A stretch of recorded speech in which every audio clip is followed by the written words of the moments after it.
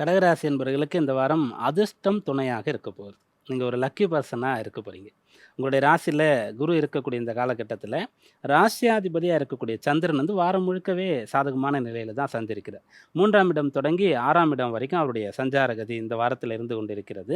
அப்போ 3ஆம் இடத்துல சந்திரன் இருக்காருன்னு சொன்னா, சந்திர பலம் கொண்டு நீங்க என்ன விஷயங்கள்லாம் இந்த வாரத்தில உங்களுடைய முயற்சி, வேலை, படிப்போ அதெல்லாம் வந்து உங்களுக்கு நல்ல பலன குடுக்கும். 4ஆம் இடத்துல சந்திரன் வரும்போது உங்களுக்கு வரவேண்டிய வரவு, லாபம், சந்தோஷம், நீங்க சுகவாசியா இருக்கிறது, தேவையான அழகு சாதன பொருட்கள், வீட்டு உபயோக பொருட்கள், ஆபரணங்கள் இதெல்லாம் வாங்கக்கூடிய யோகம்லாம் உங்களுக்கு கிடைக்கும். வேலையில நல்ல பேர் கிடைக்கும். 5ஆம் இடத்திற்கு சந்திரன் வரும்போது, அந்த இடத்திலேயே செவ்வாய் ஆட்சி பலம் பெற்று இருந்து, ராசியில இருக்கக்கூடிய குரு பார்க்கறதுனால, உங்களுக்கு வந்து அந்த புண்ணிய பலனானது கிடைக்கும்.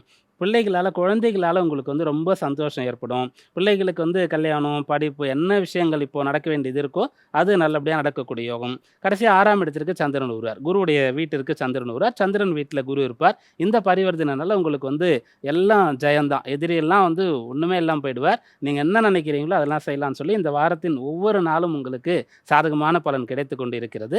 அதனால இந்த வாரத்த நீங்க பயன்படுத்திக்கலாம். பயன்படுத்திக்கிறதுன்னா என்னன்னா, ராசியில குரு இருக்கான்றத மட்டும் ஞாபகம் வச்சுக்கிட்டு, நல்ல காரியங்கள் எல்லாத்தையும் துணிஞ்சு தைரியமா நல்லா செய்யலாம். நீங்க செய்ற வேலையில உங்க மனசாட்சிக்கு விரோதமா ஒரு விஷயம் இருக்கு. இத செய்யணுமா? அப்படின்னு யோசிக்கிறீங்கன்னா, அத விட்டுருங்க. அது எந்த ஒரு பணம் வரக்கூடிய விஷயமா இருக்கட்டும், இல்ல வேற எதுவா இருக்கட்டும். அதுபோல மனசுக்கு ஏற்றுக்கொள்ளாத விஷயங்கள செய்யாத பட்சத்தில, இந்த வாரம் அனைத்தும் உங்களுக்கு சாதகமா இருக்கும்.